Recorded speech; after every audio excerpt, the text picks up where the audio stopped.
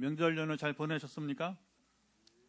예, 저희 부부도 3년 만에 이제 지난 월요일과 화요일 우리 고향 청주에 다녀왔어요. 정말 못 갔어요. 가고 싶어도. 그리고 이제 우리 처가 쪽에는 22명인데 멕시코에 시집간 우리 둘째 딸 빼놓고 21명이 용인 한적한 마을의 펜션을 우리 동서가 빌려서 1박 2일을 했습니다. 매우 행복한 명절 연휴를 정말 3년여 만에 맞이한 것 같습니다. 고향으로 가는 길은 언제나 이제 편안합니다. 오래전에 이제 어느 가수가 어른들은 아실 거예요. 이렇게 노래했습니다. 눈 감으면 떠오르는 뭐예요? 고향. 이제 고향이 강이라 부르게 됐는데 나이가 들수록 더욱 떠오르는 것이 바로 고향이에요. 고향으로 가는 길은 대체로 기쁘고 여러분 즐겁습니다. 오늘 본문은 예수님께서 고향을 방문하셨던 때 일입니다. 주님의 고향 방문길은 우리네 명절 연휴만큼 즐거우셨는지 한번 우리 같이 봅니다. 오늘 본문은 예수님의 공생의 초기 때의 일입니다. 주님이 고향 나사렛에 가시기 전에 거기를 제일 먼저 간 건 아니고 이제 갈릴리라고 하는 지역이 우리로 말하면 이제 우리 이쪽 뭐 동해안 지역 또는 뭐 이렇게 경상북도 지역 이렇게 하듯이 유대 지역 하듯이 이제 한 지역을 말합니다. 갈릴리 호수 인근 지역이 이제 되게 갈릴리 지역인데 예수님께서 이제 갈릴리 여러 회당에 다니시면서 중심지는 가버나움이 중심지였고요. 안식일이 되면 예수님이 회당에서 말씀을 가르치시고 하면서 사람들에게 칭송을 받게 되었습니다. 15절 주님은 성경을 가르치시고 성령의 능력으로 온갖 질병을 고치시고 귀신을 내쫓으시게 되었어요. 주님께서 가르치신 것과 특별한 능력으로 두 가지, 하나는 말씀을 요즘 말하면 설교를 잘하신다는, 그러면서도 말만 잘하신 게 아니라 이제 성령의 능력으로 각 사람들의 필요를 아시고 이렇게 인생 문제를 말하자면 해결해 주시게 되는 것이죠. 마음이 아픈 자는 마음을 치료하시고 몸이 아픈 자는 그 몸을 치료하시고 또 이제 간혹 또 귀신에 시달린 사람들은 귀신을 이제 쫓아 주시기도 하게 된 겁니다. 그러니까 이제 전해보지 못한 보통 이제 해당에서 설교하는 이들은 이제 랍비라고 해서 이제 율법 선생들이죠. 그들이 돌아가며 설교를 하게 되는데 그 동안에 이제 바리새인이나 서기관들과 같이 이제 율법 선생들이 하지 못하던 그런 설교나 설교뿐만 아니라 예수님의 그 행실에서도 능력에서도 이제 소문이 퍼져나가기 시작했습니다. 자, 예수님이 안식일이 되어서 고향 나사렛 회당에 예배에 참석했습니다. 회당장이 예수님이 오신 것을 알고 주님께 설교 부탁을 하게 되었어요. 회당 예배는 회당장이 책임을 졌습니다.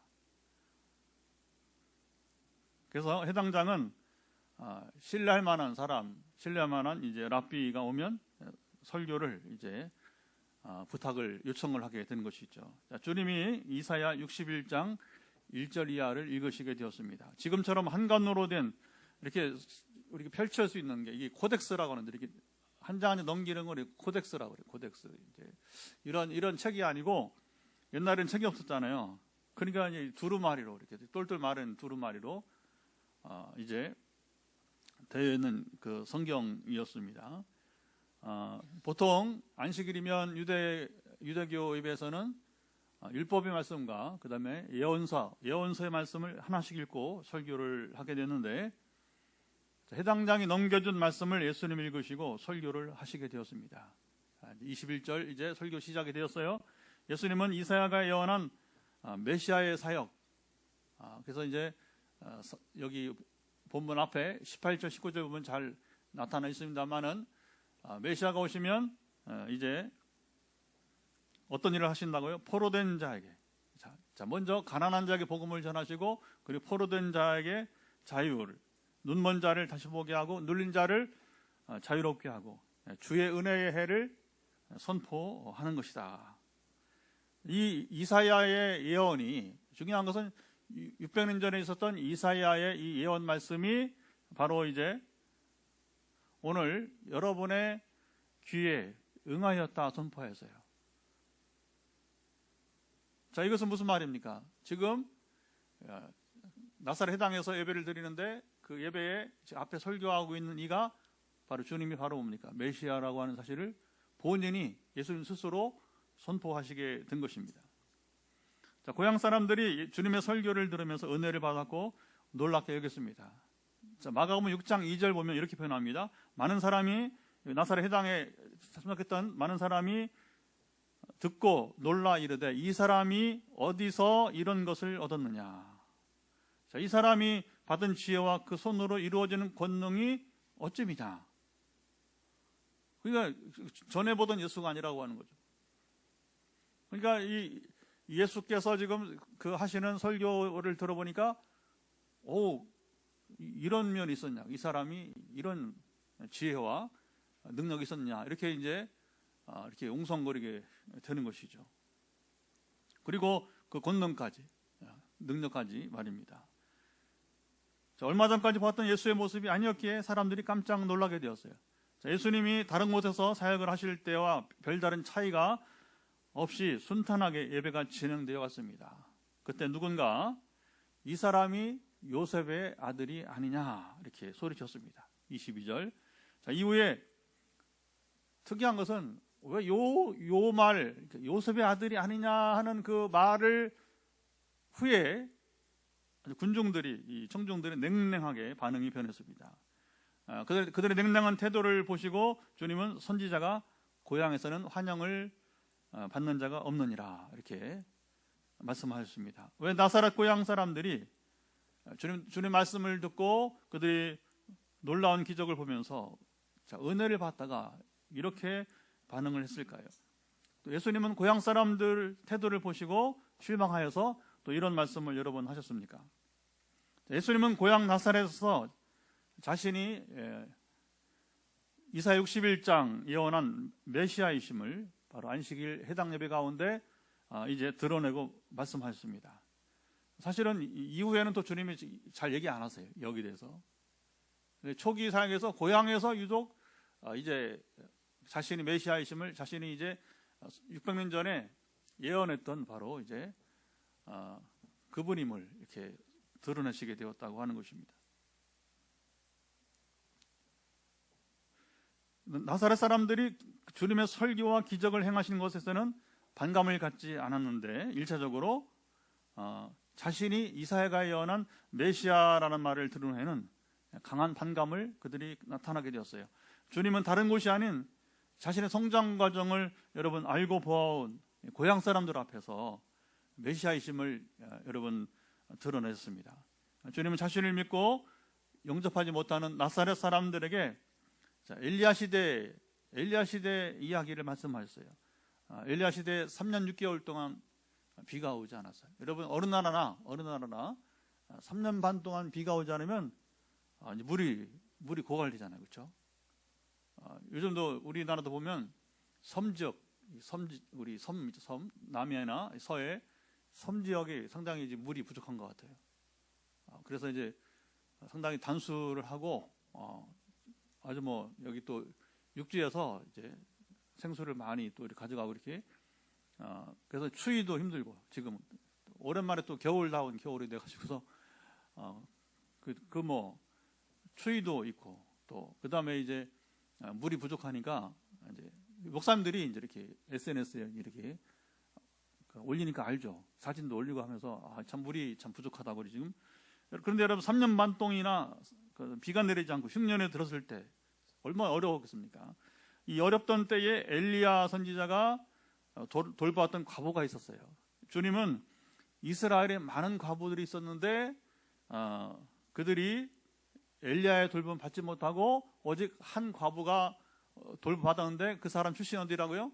바로 이제 시돈 땅에 있는 사렙다. 구약에서는 사르밧이라 사르밧. 지명은 여러분 세월이 가면 이게 좀 바뀌거든요. 바뀌니까 구약 시대에는 사르밧이라 불렀는데 아마 신약 시대에는 이제 사렙다라 불렀던 것 같습니다. 예수님은 청중들이 아는 지명으로 말해야 되니까 갑자기 여러분 서울을 경성이라 부르면 이 사람은 지금 어느 시대인데 지금 경성이라고 불러, 한양이라고 불러. 그러면 말이 안 맞잖아요, 그렇죠?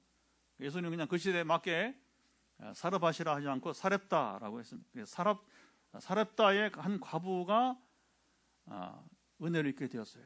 그러면서 이제 예수님이 질문한 겁니다. 왜 엘리야 시대에 이스라엘 내에 여러 과부들이 있었는데 하나님이 엘리야 선지자를 통해서 그 과부가 더 어렵잖아요. 특별히 경제적으로. 그러니까 하나님께서 왜 이스라엘 내에 있는 과부를 돌보지 않게 하시고 엉뚱하게도 이방 땅에 이제 시돈 땅에 있는 이 사렙다 과부를 하나님 돌보게 하셨느냐 이렇게 질문하신 것입니다.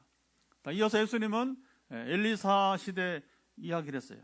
엘리야가 스승이고 엘리야가 이제 죽지 않고 하늘로 승천하게 하나님께 데려가시고서 그리고서 바로 이제 엘리사가 그 제자로서 아주 스승만큼이나 위대한 예언자 사역을 여러분 하지 않습니까? 그 시대에 이스라엘에 많은 나병 환자들이 있었어요. 나 환자들이 있었는데 주님은 이스라엘의 그 나 환자들 가운데서 엘리사를 통해 한 사람도 고침받지 못한 이야기를 꺼냈습니다. 참 이게 여러분 참 이게 잘 들어보세요. 왜 이랬느냐 주님이 묻는 거예요. 사실은요. 예수님 오직 수리아는 이제 시리아, 옛날 아람이라고 아람 나라. 그래서 이제 아람 사람 나아만 장군이 바로 엘리사를 통해서 고침받았던 역사 이야기를 나사렛 회당 예배에서 주님이 말씀하셨어요. 예수님이 두 역사 이야기를 꺼내신 이유가 있습니다.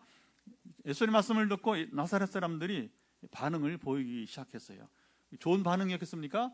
아니죠. 나사렛 사람들이 화가 났습니다.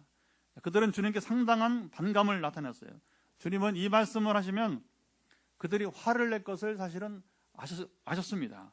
그래도 불구하고 주님은 이야기를 또 꺼내서 이제 말하자면 정면 돌파하듯이 이렇게 주님이 이제 꺼내신 것입니다. 앞서 자신이 메시아이심을 드러났을 때 그의 반감을 나타낸 상황에서 여러분 이제 이미 불이 붙고 있는데 예수님 거기다 보면 기름을 갖다가 이렇게 붓듯이 주님이 다시 한번 나사렛 사람들에게 이 말씀을 하셨습니다. 나사렛 사람들이 성난 군중으로 여러분 돌변했습니다. 그래서 이 동네 사람들이 예수님을 끌고 어디로 갔습니까? 동네 산 꼭대기. 그래서 이제 나사렛은 대개 이스라엘은 동네가 어디냐면 지금은 좀 다르면 지금은 이제 배수 시설이 잘 되어 있기 때문에 이렇게 산 아래에도 마을이 있지만 옛날에는 이게 이제 안 되니까 배수가 잘 안 되니까 비가 한번 오면 뭐 다 떠내려가니까 그래서 이제 동네 위치가 이렇게 산 중간에 이렇게 있어요. 산 중턱에 이렇게 언덕에 이렇게 마을이 있단 말입니다. 그러니까 이제 그 마을 나사렛도 마찬가지로 마을이 산 중턱에 주로 이제 집들이 있는데 예수님을 더 높이 올라가서 이제 낭떠러지 왜 끌고 갔어요? 거기서 이제 예수님을 낭떠러지에 떨어뜨려서 죽이려고 이제 하게 된 것입니다. 자, 이때 주님이 그들에게서 떠나가시게 됩니다. 아직은 주님이 죽을 때가 아니에요. 십자가 앞에서는 주님 피하지 않고 십자가 죽임을 당하십니다. 하지만 아직은 초기 또 공생의 사역이 이제 남아있기 때문에 공간 이동을 신비한 방법으로 하나님이시니까 공간 이동을 하시게 된 것입니다. 자, 나사렛 사람들이 같은 고향 출신이신 예수님을 이렇게까지 반감을 갖고 또 심지어 이 낭떠러지 끝에 가서 여러분 밀쳐서 떨어뜨리려고까지 했던 극단적인 행동을 한 이유가 무엇일까요? 예수님이 공생의 초기에 고향 나사렛을 방문하셔서 일어난 오늘 본문의 이야기는 여러 가지 의미가 여러분 있습니다. 주님은 이스라엘과 이방 땅의 사람들에게 이게 중요합니다. 은혜와 선물을 가져올 우리 말하면 선물 보따리를 가지고 이 땅에 오신 것입니다. 그런데 고향에 가시면서 남다른 감회가 여러분 있었어요. 이런 겁니다. 한 사람이 성공을 했단 말이에요. 가령 성공을 해서 고향에 가면 줄 것이 많아. 줄 것이. 여러분 우리가 뭐 없어서 못 주잖아, 그렇죠? 없어서 못 주지. 그러나 이 소위 말하면 성공한 사람이 이제 금이환영해서 고향에 가서 정말 많은 선물을 좀 주고 싶은, 그러니까 여러분 고향에 가는 발걸음이 얼마나 즐겁습니까? 주님도 사람으로 사람의 몸을 입으셨기 때문에 그런 감회가 있었어요. 주님이 요셉에게 배운 목소리를 하시며 30년을 함께 살던 여러분 고향인 것입니다. 고향은 그 의미가 있는 거예요. 어릴 적에 살던 곳. 저희도 저희 부모 살던, 제가 성장하던 그곳을 우리 큰형님이 이제 퇴직을 하고서 옛날 초등학교 교사 퇴직을 했는데, 어쨌든 거기다 집을 2층으로 잘 줬어요. 햇빛이 가보니 햇빛이 얼마나 잘 들어오는지. 그러니까 여러분 고향은 그런 거예요. 내가 자랐던 시절에 함께 여러분 살던 사람들이잖아요, 그렇죠? 그 정감이 더 있게 되는 것이죠. 주님은 고향 사람들도 복음을 듣고 하나님 나라를 누리기를 여러분 기대하셨습니다. 고향 사람들이 주님 말씀을 잘 듣고 감동도 받았어요. 하지만 여기까지뿐이었습니다. 누군가 이 사람이 요셉의 아들이 아니냐는 애신과 더불어, 자, 여기 이제 그들의 반응이 달라지기 시작했습니다.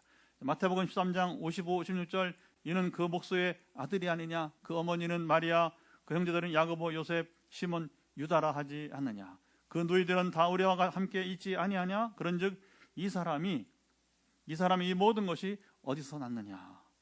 말하고 예수님을 배척했습니다.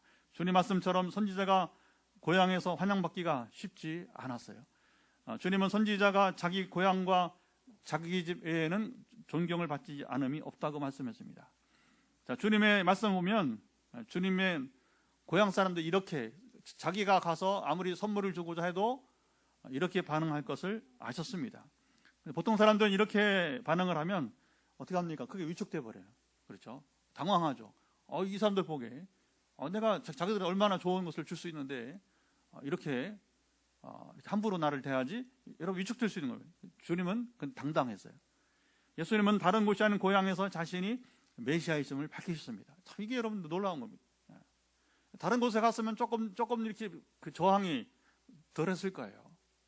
그런데 왜 주님은 여기 고향에서 이제 자신의 메시아이심을 밝히시게 된 것입니다.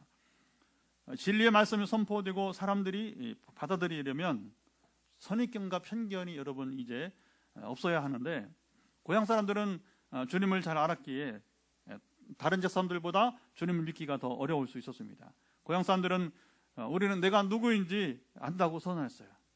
오늘 본문에는 이 사람이 요셉의 아들이냐 아니냐 했지만, 마가음 6장 3절에 보니까 이 사람이 마리아의 아들 목수가 아니냐고 말했습니다. 자, 아버지 요셉은 죽은 것으로 추정이 됩니다. 이때 아버지가 죽었어도 여러분 보통은 되게 이렇게 아버지 이름 부르면서 아무개 아들이 불러야 되는데, 요셉의 아들이라고 불러야 되는데, 여기서는 뭐라고 하냐면 마리아의 아들이라고 표현을 했다는 겁니다. 당시 언어 문화는 상당히 무례한 거예요.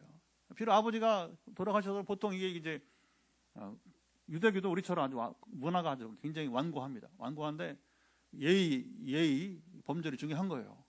그런데 이제 그냥 들으란 듯이 아버지 이름 부르지 않고 어머니 마리아의 아들이라 이렇게 무례하게 말을 했다는 거예요. 또 굳이 다 아는 사람을 목수가 아니냐 이렇게 적나라하게 말했어요. 뭐냐면 하신 대로 저 예수가 보니까 갑자기 나타나서 말하는 거 보니까 아주 은혜롭고 신통방통한데, 그러나 우리는 너를 인정할 수 없다. 이게 이제 고향 사람들의 여러분이 이제 우리가 너를 안다 이렇게 이제 선입견을 편견을 가지고 대하게 되었던 것입니다.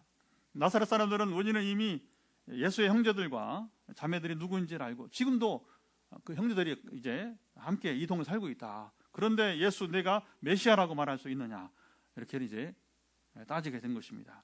주님은 그들의 말에 달리 표현하지 않으시고 선지자가 고향에서는 환영을 받지 못한다. 당시 속담을 인용하여서 말씀하였습니다. 주님은 이어서 엘리야와 엘리사 시대에 하나님의 은혜를 받았던 두 이방인에 대해서 말씀하셨습니다. 주님이 이 이야기를 고향 사람들이 말씀하신 이유가 있어요. 두 이야기, 이게 중요합니다. 주님이 말씀하신 이유가 뭐냐는 거예요. 그래서 두 이야기 공통성은 선지자를 인정하고 영접한 이방인들에게 바로 하나님의 은혜가 임한 것입니다. 자, 그런데 당시의 이스라엘 사람들은 이 선지자 엘리야 엘리사를 인정하고 영접하지 않았다는 거예요. 마찬가지로 오늘 고향 나사렛 사람들도 주님을 영접하지 않았습니다. 예수님은 고향 나사렛 사람들을 향해서 정면 도파를 시도했습니다. 그들이 그렇게 반응할 줄을 주님은 아셨어요. 그래도 피하지 않고 주님은 자신이 메시아이심을 스스로 여러분 드러내시게 되었습니다. 또 자기를 인정하고 영접하지 않은 고향 사람들을 향하여서 사렙다 과부와 나만 장군 이야기까지 하셨습니다. 주님은 이스라엘 사람들이 예나 지금이나 하나님의 은혜를 받으려면 주님을 인정하고 영접해야 한다고 확실하게 말씀하셨어요. 이 말을 하려고 주님이 고향에서 자신의 메시아이심을 드러내시고 또 더불어서 뭐냐면 이 두 이방인 얘기를 여러 번 했던 것입니다. 엘리야와 엘리사 시대에도 이스라엘이 하나님을 멀리 떠나서 은혜를 받지 못했고 하나님은 그래서 자기를 영접했던 이방인들에게 은혜를 베푸시게 되었어요. 사렙다 과부와 나만 장군 두 사람도 엘리야와 엘리사의 말을 따르기까지 장애물이 여러분 있었어요. 아시잖아요, 그렇죠? 그래서 이 사렙다 과부 같은 경우는 마지막 남은 음식을 세상에 엘리야가 그거 너희 모자 먹기 전에 나를 위해서 요리하라. 그때 마지막 남은 밀가루하고 마지막 남은 기름인데 우리가 이거 먹고 죽고자 한다. 그런데 선지자가 그렇지 않다 하면서 잘 들으라 하면서 이제 그걸 먼저 나를 위해서 이제 요리를 하면 너희 가루통에 이제 가루가 떨어지지 않을 것이고 기름병에 기름이 이 가뭄이 끝날 때까지 떨어지지 않을 것이다. 이게 여러분 시험입니다. 당신이 뭔데 이런 소리를 말도 안 되는 소리 하고 있냐 거부했으면 이 사렙다 과부 이 모자는 은혜를 받을 수 없는 거예요. 그 여러분 하나님의 은혜를 누릴 수 없는 거예요. 그런데 어떤 용케도 뭐냐면 이제 이 사렙다 과부가 그 순종을 한 겁니다. 마지막으로 먹고 죽으려고 했던 그 밀가루하고 그리고 이제 기름을 가지고서 엘리야에게 이제 대접을 한 거. 그런데 엘리야 말대로 보니까 진짜 이제 가루가 떨어지지 않고 기름이 신기한 거죠.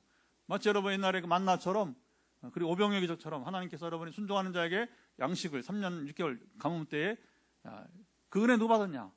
이스라엘 여러 과부 있지만 과부가 아니라 바로 이 이방 과부였던 사렙다 과부만이 은혜를 받았다 하는 겁니다. 어떤 이 여인이 그 위기를 장애물을 잘 이겨냈습니다. 나만 장군 아시잖아요, 그렇죠? 기껏 자기 마음을 낮춰서 이 선지자가 자기 병 고칠 수 있다 왔는데 와 보니까 선지자가 영접도 안 하고 그 제자나 보내서 이제 저 요단강가에서 7번 몸을 이렇게 씻으라. 그러면 나을 것이야. 그러니까 황당한 겁니다. 황당한. 이 장애물이에요, 장애물. 그래서 이제 이 사람 어떻게 뭘 기대하는 건 엘리사가 오게 되면 자기 앞에 이제 나병이니까 나병에다가 이렇게 말하자면 이제 무당이 이렇게 막 흔들고 하잖아요, 그렇죠? 그래서 그것처럼 환부에다가 자기 이제 말하자면 종교의식을 해서 막 몸을 좀 흔들고 이렇게 해서 여호와 하나님의 이름으로 이제 고칠 줄 알았더니 세상에 영접도 안 하고 자기를 나와 내다보지도 않고 그래도 자기가 이 아람 나라의 2인자 실세인데 그 다행히 그 부하들이 만류하잖아요. 그래서 이보다 더한 일을 하더라도 이게 뭐예요? 이보다 더한 일은 종교적 희생이죠. 이보다 더한 일을 하라고 했을 텐데 이거 얼마나 쉬운 일입니까? 한번 해보긴 하자. 그래서 다행히 이게 장애물을 넘는 거예요. 나만 장군이. 그래서 부하들 말대로 따라서 결국에는 요단강에 가서 7번 여러분 이게 중요합니다. 6번까지 해도 안 났어요. 근데 7번 마지막 씻고 나오는데 보니까 성경에 뭐라 어린아이처럼 살이 나병 환자 여러분 아시잖아요, 그렇죠?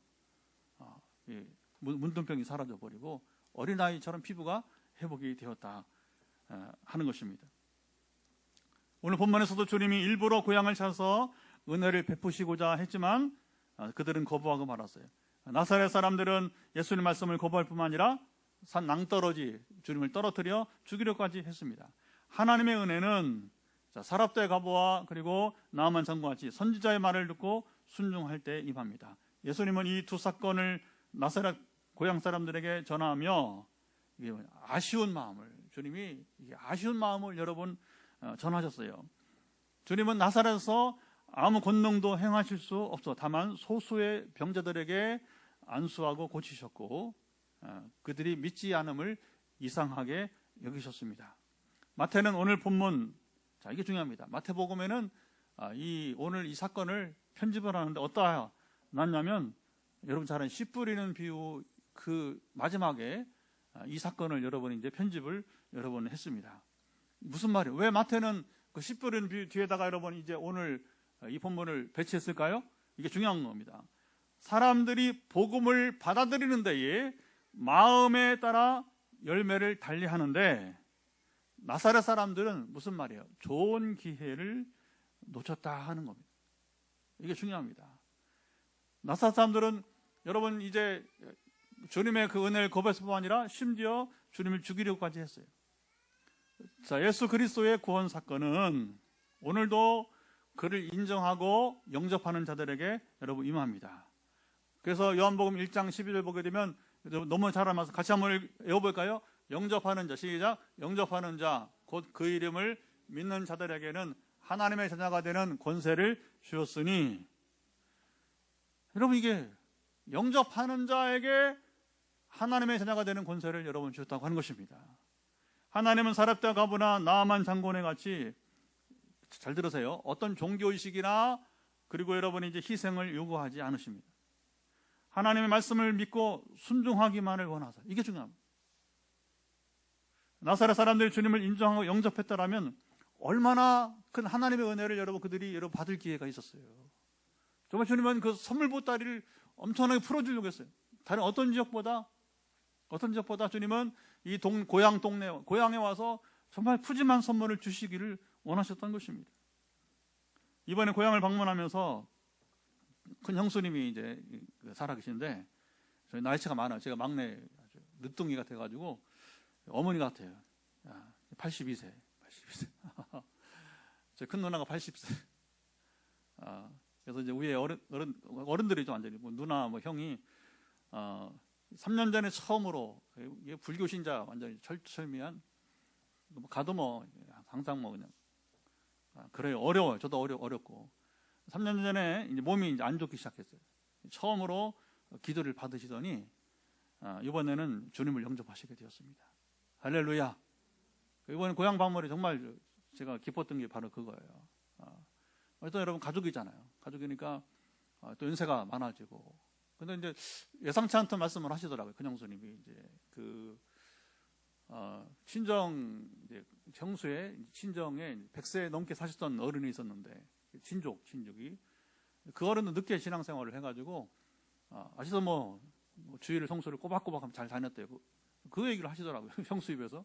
그러면서 뭔 얘기냐면 죽을 때에 그 어른이 돌아가실 때에 아무 두려움 없이 그게 중요한 거예요. 지금 이제 80 넘으시니까 죽음에 대한 생각과 두려움이 있는 거예요. 그러니까 죽을 때에 너무 평안하게 죽었다는 거예요. 그래서 이 기독교를 믿으면 그런 평안함이 있냐고. 크게 이제 이제 형수도 때가 됐구나 해서 저희 부부가 뭐 아주 아내도 막 얘기하고 그래서 이제 기도해드리겠다고 다시 손을 잡고 기도하고 그리고 이제 병을 위해서 기도하고 그러면서 이제 자 오늘은 형수님 저를 따라서 예수님 영접하시죠. 그랬더니 따라하더라고요.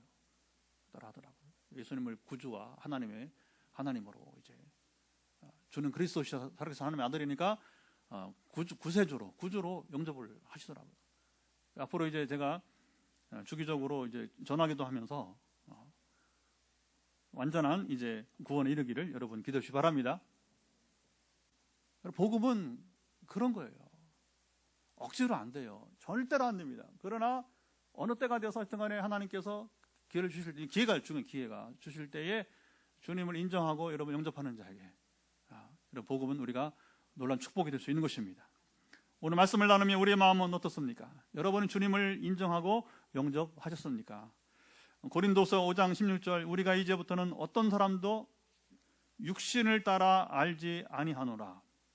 비록 우리가 그리스도도 육신을 따라 알았으나 이제부터는 그같이 알지 아니하노라. 이게 중요합니다. 나사렛 사람들의 여러분 잘못은 뭐였어요? 바로 육신을 따라서 그리스도를 알고 만 거예요. 그게 우리가 안다 하는데 그게 아는 게 아니잖아요. 그냥 예수님이 이제 겸손하게 목수의 아들 가정으로 이제 그것도 사실 아버지가 요셉이 아니잖아요. 사실은 성령으로 그 잘 모르잖아요. 그 당시에 그죠? 그래서 성령으로 마리아에게 나셨는데 그래서 가난한 가정에서 태어나서 조용히 30년 사시다가 이제 때가 되니까 이제 본래 모습을 나타내신 것인데 그러나 그들은 단지 고향에서 이렇게 성장기를 지냈던 예수님 육신을 따라서만 보다 보니까 이런 여러분 실패를 하게 되었던 것입니다. 바울은 이걸 알았던 것 같아요. 그러니까 우리가 그리스도를 육신을 따라 알면 안 되는 것입니다.